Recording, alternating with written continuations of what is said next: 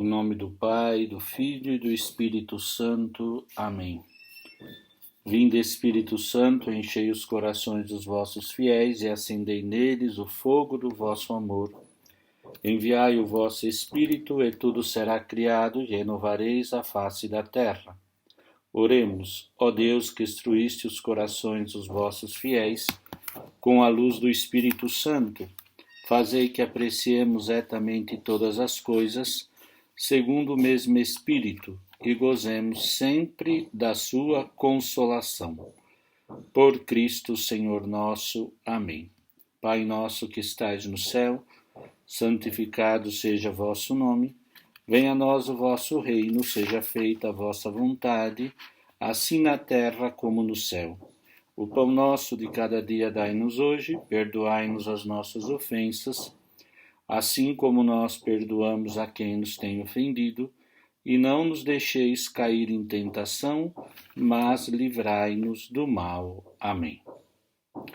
Ave Maria, cheia de graça, o Senhor é convosco, bendita sois vós entre as mulheres, e bendito é o fruto do vosso ventre, Jesus. Santa Maria, Mãe de Deus, rogai por nós, pecadores, agora e na hora de nossa morte. Amém. Santo anjo do Senhor, meu zeloso e guardador, já que a ti me confiou a piedade divina, sempre me rege, me guarde, me governe, me ilumine. Amém. Olá, minhas irmãs, meus irmãos, vamos começar hoje o segundo capítulo do nosso livro, no Tratado da Graça, falando sobre o tema da justificação, nosso livro do Pozo. E assim, também hoje quero aprofundar um pouquinho dentro desta primeira parte sobre o tema da justificação, um pouco da teologia bíblica, que é sempre necessário para entendermos melhor. Mas os comentários vos ajudarão, depois também o roteiro de estudo, o guia de estudo, vos ajudará, tá bom? E eu vou começar então. Diz assim: o Catecismo da Igreja Católica, lá na página 31, começa assim a sua exposição. A graça do Espírito Santo tem o poder de nos justificar, isto é, de nos lavar dos nossos pecados e de nos comunicar a justiça divina, pela fé em Jesus Cristo e pelo batismo. Então, vou pegar aqui o Catecismo, na página número 1987, só para estudarmos mais um pouquinho, fazer uma ligação aqui com o Catecismo, tá bom? 1987.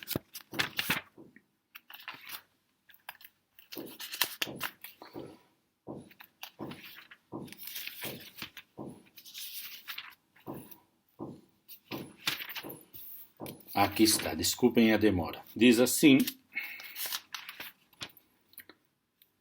a graça do Espírito Santo tem o poder de nos justificar, isto é, purificar-nos dos nossos pecados e comunicar-nos a justiça de Deus pela fé em Jesus Cristo e pelo batismo.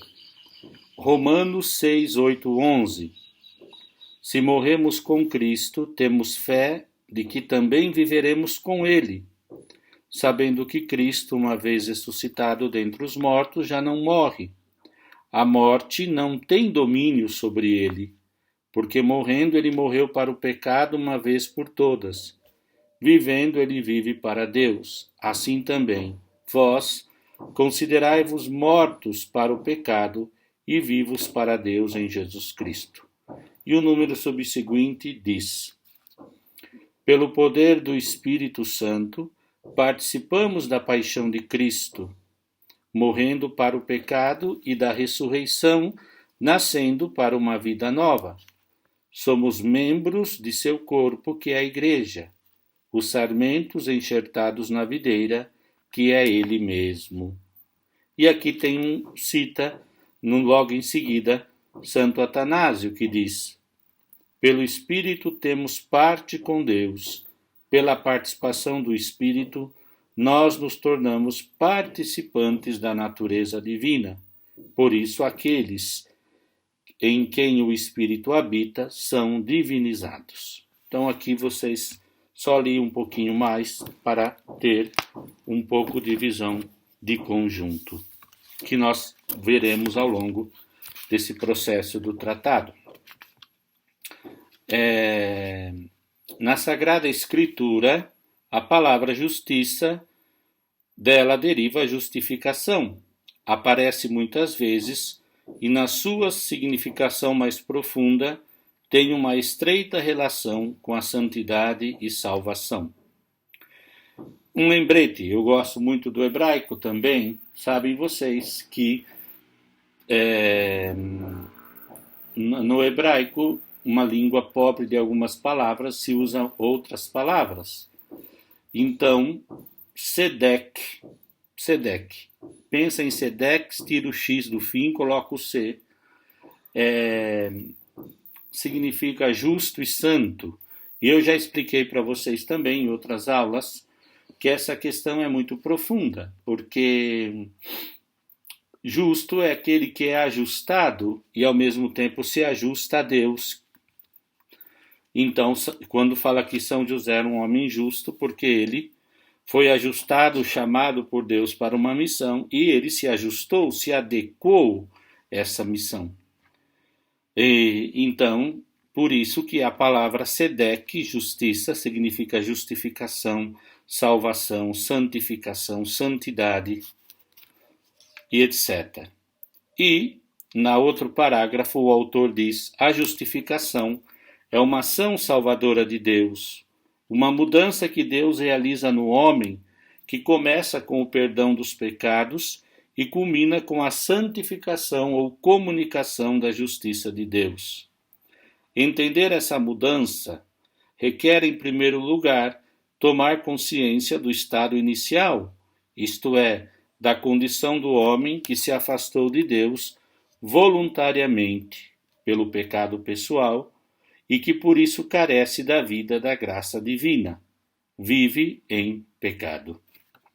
Então aqui, antes de continuar, eu quero que penso que vocês tenham estudado um pouquinho aquele anexo que eu enviei na aula anterior do livro do Sada e do Morro, que explica o homem que nasceu em santidade de justiça original, o pecado de Adão e Eva, que para nós o pecado original, originante, originado, isso tudo penso que já esteja claro. Mas aqui, tendo esses pressupostos, queremos dizer que com os nossos pecados pessoais, nós corroboramos a nossa realidade de acidente que nascemos com o pecado original. E mais que isso, nos percebemos, sem dúvida, incapazes de viver na graça divina. O homem vive em pecado. Então aqui é um ponto de partida. Se você não pode falar de graça, se você não compreende o que é estar em pecado, viver em pecado e etc. e tal. E vamos continuar a estrutura que nos dá o autor. E ele fala então a natureza do pecado. E quando a gente fala natureza, eu gosto sempre de dizer que na metafísica mais simples nós estamos perguntando o que é isso, o que lhe é próprio, o que é nele mesmo, que coisa é isto, quid est? E ele diz na página 32, um homem tinha 2 filhos. O mais novo disse a seu pai: Pai, dá-me a parte da herança que me cabe. Lucas 15, 11 ou 12. As primeiras palavras do filho mais novo introduzem de forma abrupta e nítida a realidade do pecado e sugerem as suas razões e causas. Inicialmente, o filho que vive na casa do pai usufrui de todos os bens da familiaridade com Deus. Participa da sua vida íntima, da sua felicidade e alegria. Nada lhe falta. No entanto, a certa altura, começa a sentir falta de alguma coisa.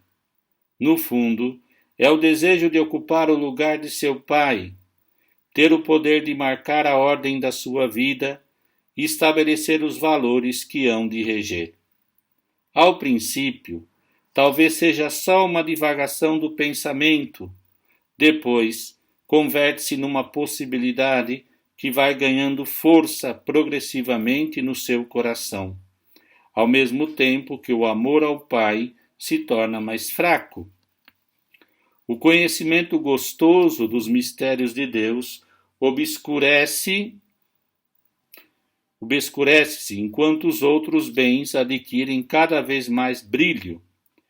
Dispor sem entraves da parte da fazenda que lhe corresponde e a sucessão de deleites hedonistas com que o futuro se apresenta na sua imaginação. Página 33.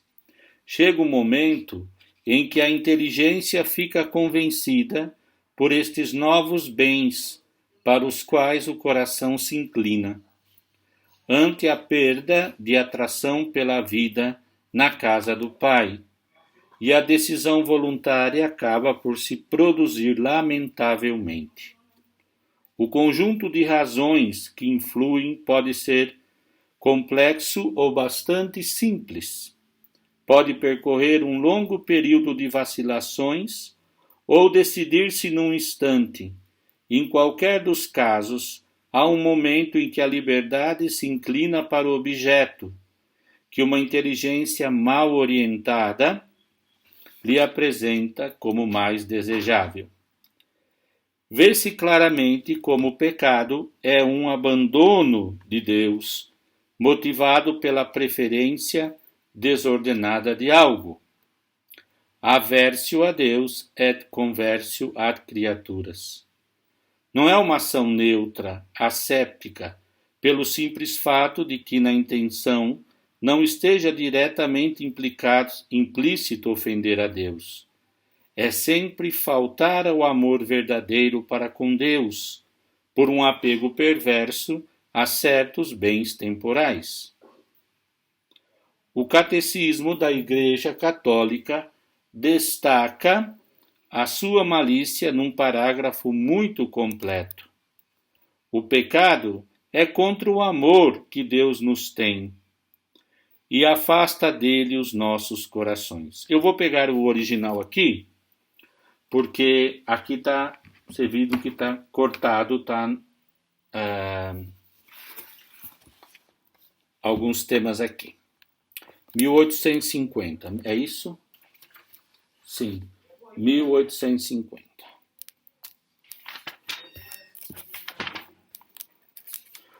O pecado é a ofensa. Pequei contra ti somente, pratiquei o que é mal aos teus olhos. O pecado ergue-se contra o amor de Deus por nós e desvia dele os nossos corações. Como o primeiro pecado é uma desobediência, uma revolta contra Deus, por vontade de tornar-se como deuses, conhecendo e determinando o bem e o mal. O pecado é, portanto, o amor de si mesmo até ao desprezo de Deus. Por essa exaltação orgulhosa de si, o pecado é diametralmente contrário à obediência de Jesus, que realiza a salvação. É justamente na paixão de Cristo, onde a misericórdia de Cristo vai vencer o pecado. Aqui, então, 1850 e 1851. Então é importante esse tema, esse preceito aqui, né? Aversio a Deus e conversio a criaturas. Então, o pecado, já lemos aqui no 1850. Virem a página, por favor, 1850. Além disso, o pecado é uma falta contra a razão, a verdade e a reta consciência, e que, por surgir do mais íntimo da pessoa, deixa uma situação vital falsa. Algumas vezes não é fácil advertir isto. Quando alguém faz da sua própria consciência a fonte originária do que é bom ou mal, segundo o seu próprio sistema de valores, pode ver o pecado como uma simples etiqueta, que colocam a sua ação de acordo com uma ou outra perspectiva. Nesse caso, a doutrina do Evangelho e, por conseguinte, é provável que lhe passe inadvertida a realidade do pecado. A vocação do homem à vida no Espírito, como criatura, imagem e semelhança de Deus, fica violentada com uma má escolha. O pecado destrói a semelhança naquilo que o mistério tem de mais elevado, intimidade com as três pessoas divinas, e obscurece a imagem. Nem sequer era concedido ao filho esbanjador comer as alfarrobas que os porcos comiam. Isso é muito interessante. Já disse para vocês que acho que o grande estudioso que mais nos deu linha de análise sobre a imagem e semelhança foi Orígenes. E Orígenes explica: a imagem é aquilo estático que o homem recebe. No meu esquema, eu já repito sempre, o homem é pessoa humana, o ser humano, a mulher, porque tem faculdades espirituais, inteligência, vontade, liberdade, capacidade de amar, religiosidade, moralidade. E a semelhança é que faz com que ele possa prosseguir num caminho, num processo, numa dinamis de ser mais íntimo a Deus, ser profundamente próximo, assemelhar-se a ponto de se identificar mais profundamente com Deus. Último parágrafo da página 34. As razões pelas quais alguém faz esta má escolha são várias. No fundo, resumem-se em três: a concupiscência da carne, a dos olhos e a soberba da vida, que, como vimos no capítulo anterior, continuam presentes no homem redimido. A concupiscência, ou a tendência ao mal. Cada um sabe do seu ponto fraco, seu calcanhar de Aquiles. O diabo serve-se delas para incitar o homem a afastar-se de Deus. Então aqui, a concupiscência da carne, a fraqueza do pecado gerada no homem, dos olhos e a soberba da vida. Mas, lá no começo da página 35, a causa está unicamente na decisão pessoal livre. Só o consentimento deliberado, com advertência plena num ato cuja matéria seja grave, é pecado. Mortal, se verificarem essas três condições. Venial, se faltar alguma.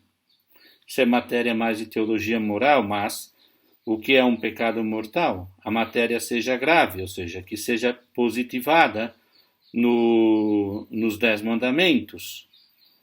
Se há pleno consentimento da pessoa, pleno querer e advertência plena, saiba que aquilo é pecado mortal.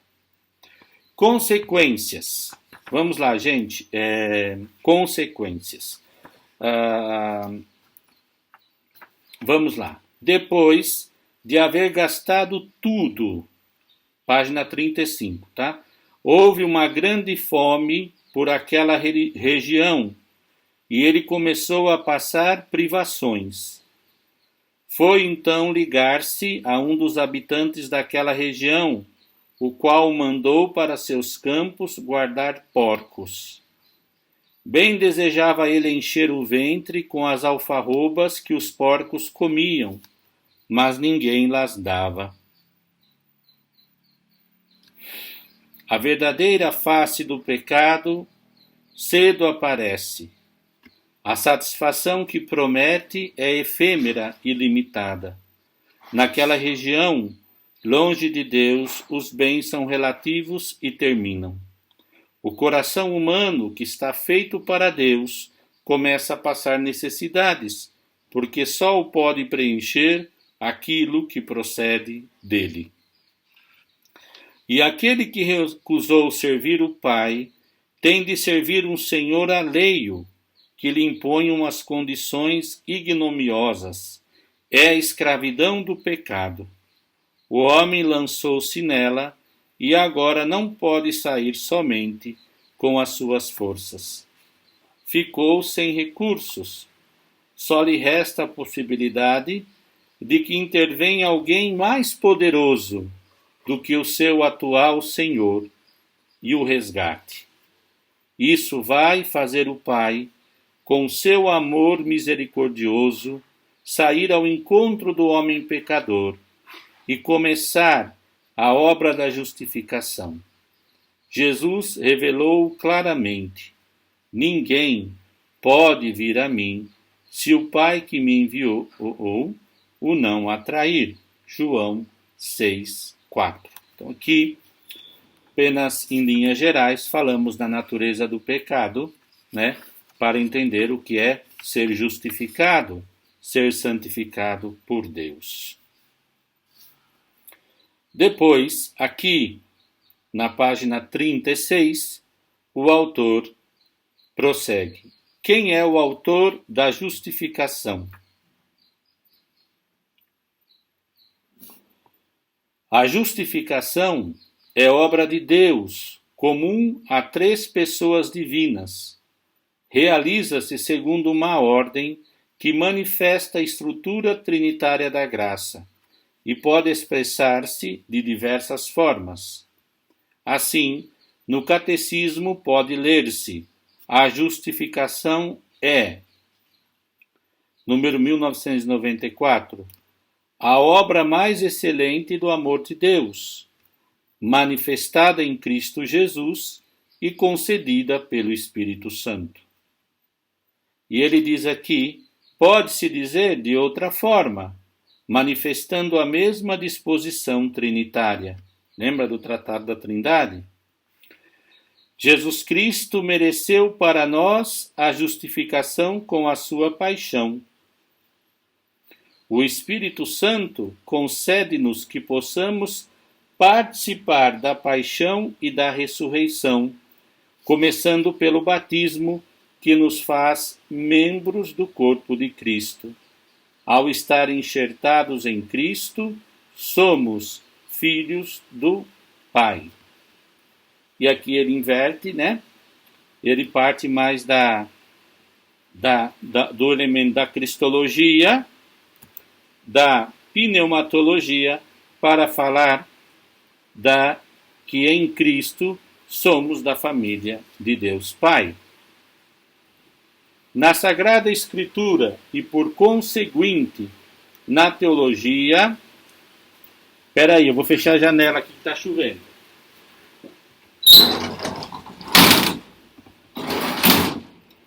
Pronto, um segundo.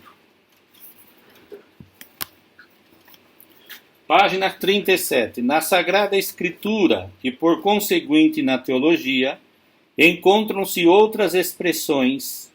Menciona-se, por exemplo, a graça do Espírito Santo, a graça de Cristo, a graça que nos torna filhos de Deus. Não são tantos espécies diferentes de graça, mas sim formas distintas de se referir à mesma realidade. A abundância de expressões é uma consequência da grandeza insondável no mistério de Deus e da limitação do pensamento e da linguagem humana. Eu disse que assim que terminar esta primeira parte desse capítulo, eu vou falar com vocês sobre alguns elementos da Sagrada Escritura, sobre a graça, e depois eu vou deixar anotado no guia de estudo, tá bom? Itinerário da justificação. Qual é o caminho, então? Resumindo, é o itinerário traçado no regresso do filho pródigo. Percorre umas etapas expressas conceitualmente no Catecismo da Igreja, num parágrafo de grande densidade. Passamos a expor relacionando ambos os textos para os ver com clareza. Então, Lucas 15, 17 e 24 e o número 1989 do Catecismo.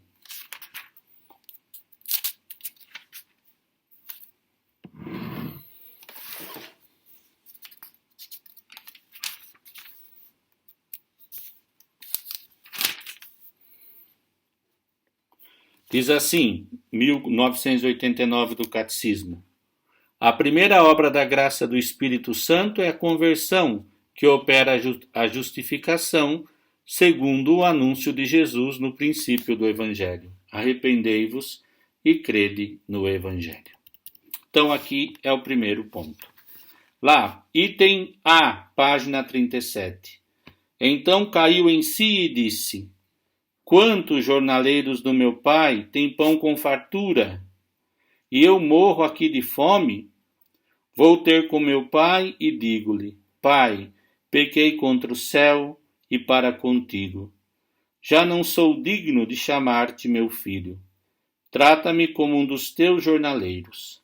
Partiu, pois, e foi ter com o pai.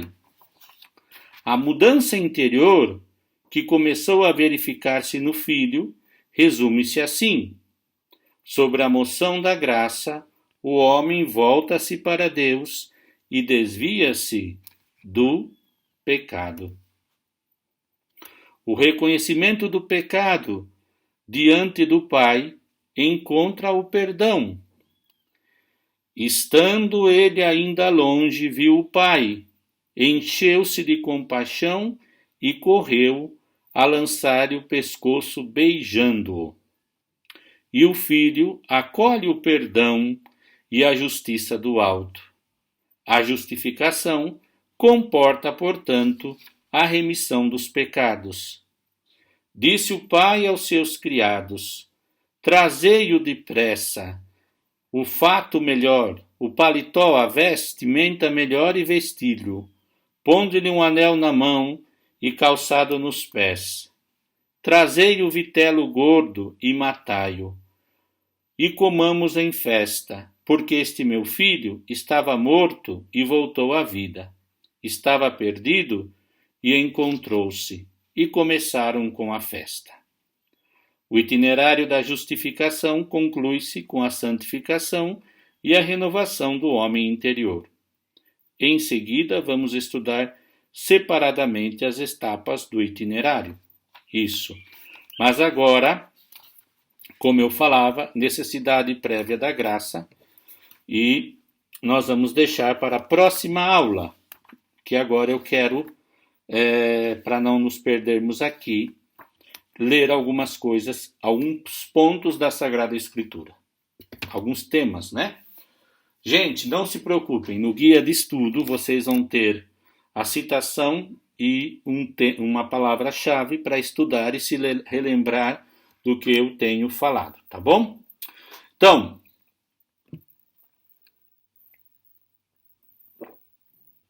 acho que alguma coisa vocês podem já ter visto sobre a graça no curso que iniciaram, mas eu vou primeiro personificar um ponto. Primeiro ponto. No Antigo Testamento, para falar de graça, precisamos ter sempre um conceito. Em linhas gerais, qualquer teologia dirá que a graça tem uma multiplicidade de aspectos, mas que é comum dizer que é o fato de que Deus é benevolente, que Deus intervém de modo gratuito para salvar o povo eleito. Isso é no Antigo Testamento, tá bom? Vou explicar mais ou menos. Graça implica favor. Por exemplo, nome João. Você pega em hebraico João e as pessoas traduzem genericamente agraciado por Deus. Mas etimologicamente João Deus é favorável. Deus está ao nosso favor. Graça de favor. Então, o primeiro elemento que eu quero que vocês tenham antes para compreender a graça, tem que pensar na aliança. A primeira aliança da história, qual a primeira etapa da história da revelação? Onde Deus intervém de modo pessoal, íntimo, fazendo uma história de amizade, de amor e ternura com Abraão. A Abraão sai da tua terra, da casa dos teus pais, e vai para a terra que eu te prometi. Sobre isso que nós vimos até agora, pecado e graça é Deus que vai atrás do homem, é muito simples. Depois as senhores eu vou anotar, fique tranquilo. Agora escutem, tá? Gênesis 15. Não, vou pegar minha Bíblia de Jerusalém que agora eu trouxe. Espera só um pouquinho, voltar aqui ao meu esquematizando.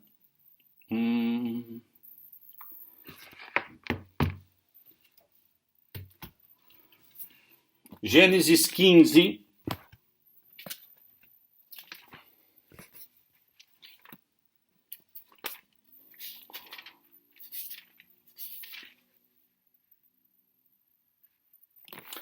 No Gênesis 15 fala da aliança que Deus faz com Abraão.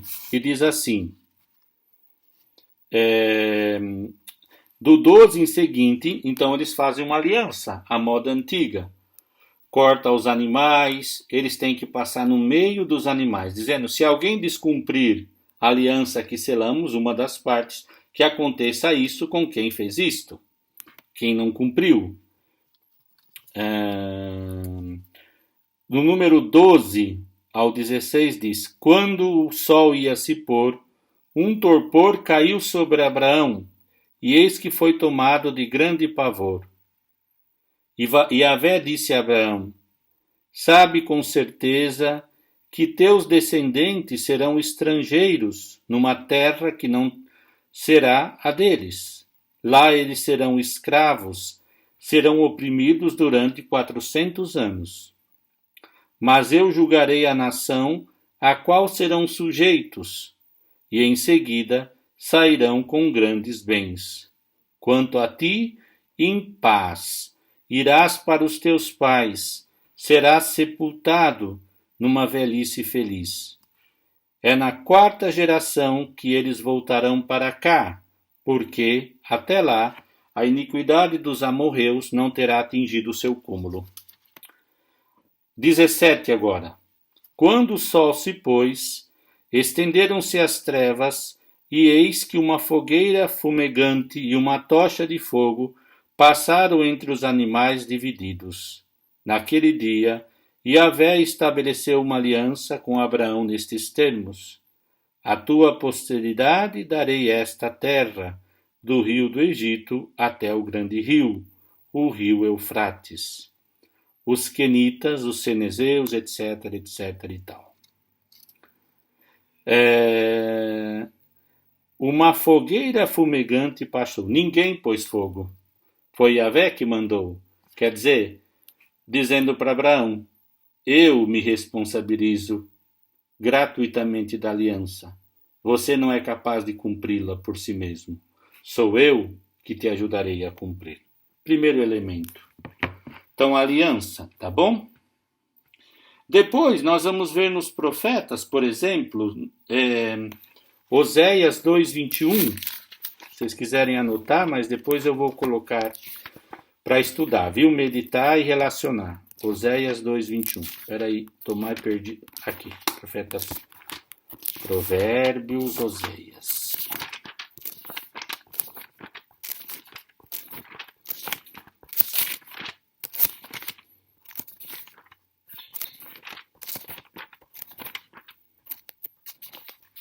Aí, achei. Oséias 2:21. Olha o que diz. Mas eu vou começar do 18. Oséias 2:18.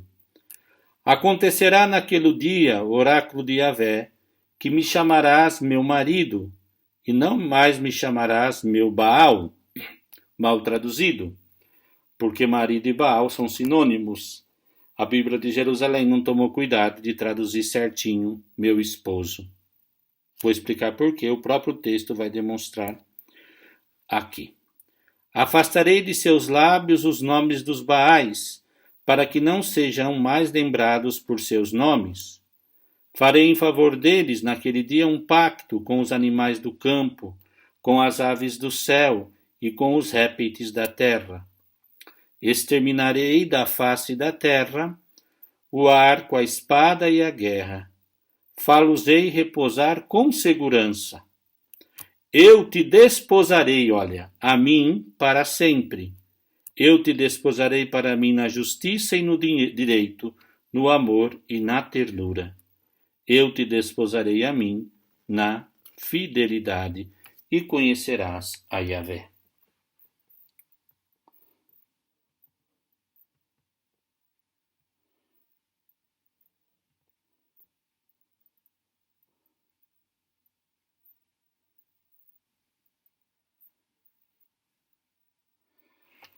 Bom, depois, Ezequiel, livro de Ezequiel, onde está aqui? Oxe.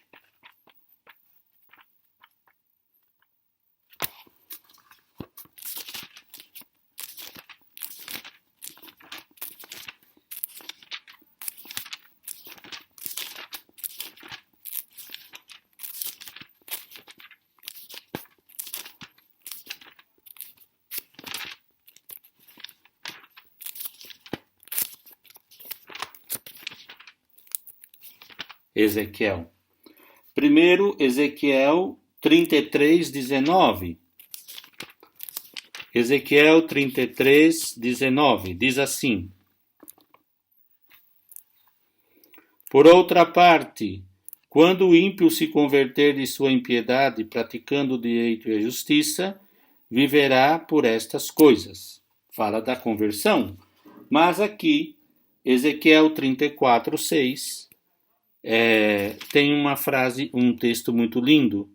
O meu rebanho dispersou-se por todos os montes, por todos os outeiros elevados, e por toda a superfície da terra, dispersou-se o meu rebanho. Não há quem o procure ou quem vá em sua busca. E por isso diz que Yahvé vai buscar o rebanho.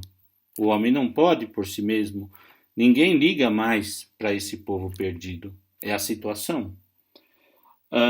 Depois, se nós pegarmos Isaías 66, lá no final, Isaías 66,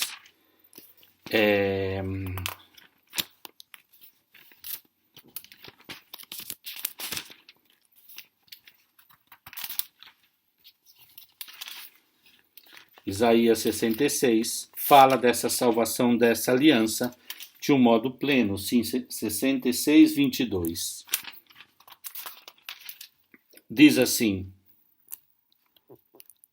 Sim, da mesma maneira que os novos céus e as novas terras que eu estou para criar subsistirão na minha presença, assim subsistirá a vossa descendência e o vosso nome. A promessa a Abraão. Bom, mais ou menos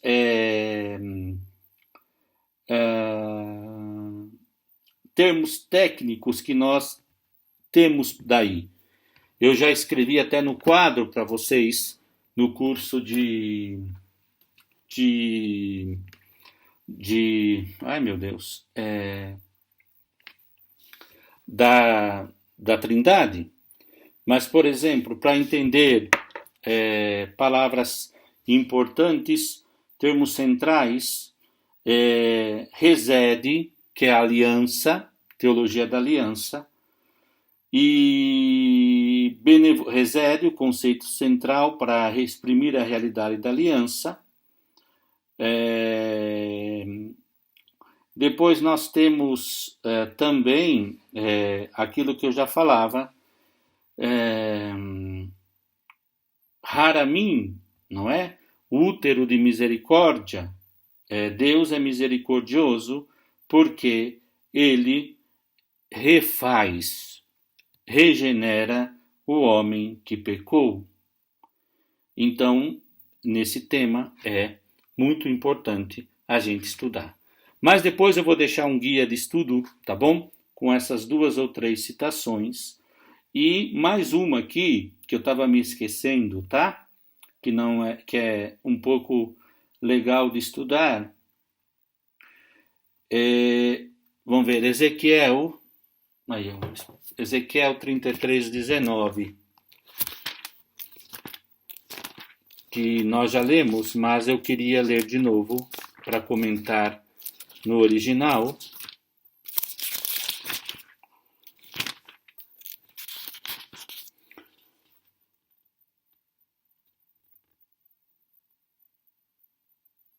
Não é o 19, não.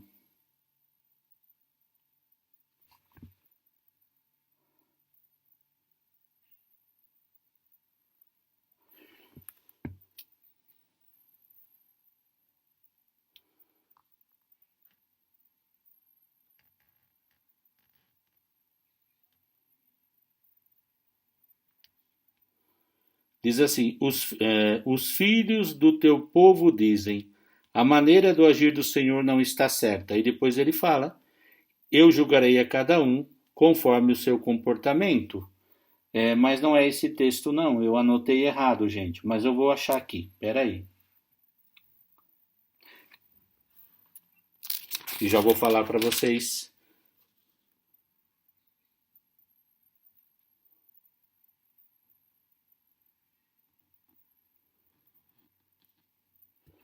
Desculpa, tá?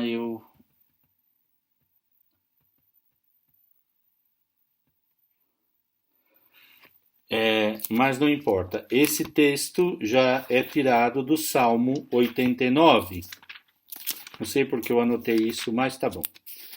Eu peguei da 89:15.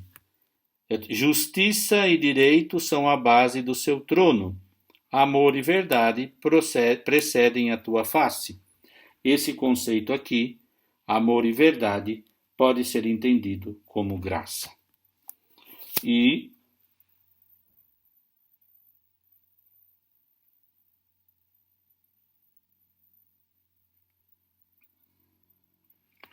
no livro do Êxodo. Ah, não, por isso, desculpa.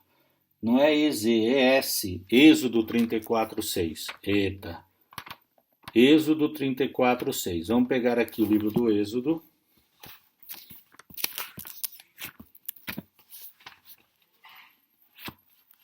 Trinta e quatro, 6. Ele invocou o nome de Yahvé, e Yahvé passou adiante e disse: Yahvé, Deus de piedade e de ternura, lento para a cólera, rico em graça e infidelidade, que guarda sua graça aos milhares, tolera a falta, a transgressão e o pecado, mas ninguém deixa impune, e castiga a falta de pai nos filhos e nos filhos dos seus filhos, até a terceira e quarta geração. E depois, Êxodo 34, 6 já li, 33, aí sim, por isso que 33, 19. Vamos ver aqui.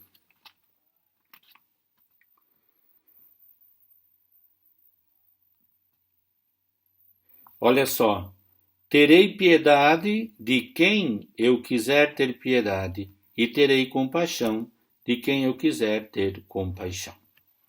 Muito bem. Então aqui são alguns textos para vocês verem a questão da teologia da aliança. Veja bem, eu não vou me fixar a dar todos esses temas, porque muitas dessas coisas, como são as mesmas turmas, eu já tenho analisado convosco no curso da Trindade, que é a teologia bíblica, o nome de Deus, aliança, etc. Vou deixar a pequena 2 ou 3 pontos para vocês estudarem melhor e entenderem melhor o que se quer dizer quando nós falamos de que Deus, o que é graça. E antes de terminar, eu queria dizer uma coisa jocosa, engraçada. A palavra graça, que depois vira o Tratado da Graça, eu não sei toda a história filológica, sei até aquilo que posso. Mas graça significa, vem de graxa, de óleo, de unção, de azeite, vem de coisa gordurosa, graxa, gordura. Quer dizer, como aquela história dos ossos ressequidos do profeta Ezequiel, né? Pessoas que Deus foi de novo montando. Mas isso eu vou deixar escrito, tá bom? Vocês vão estudar e para ter um elenco, vamos fazer um trabalhozinho com a Bíblia na mão. Olha, eu agradeço muito, então, só para vocês perceberem, desculpa, estou meio enroladinho hoje, é que há muita coisa para... Nós paramos na página 38, necessidade prévia da graça. Nós continuamos depois. O importante é ir resumindo, estudando e fazendo. E hoje o estudo dirigido será exatamente estes textos bíblicos que eu dei. Leiam de novo o texto, se quiserem, ou só pelas aulas, e procurem ir fundamentando um pouquinho, tá bom? Muito obrigado, gente.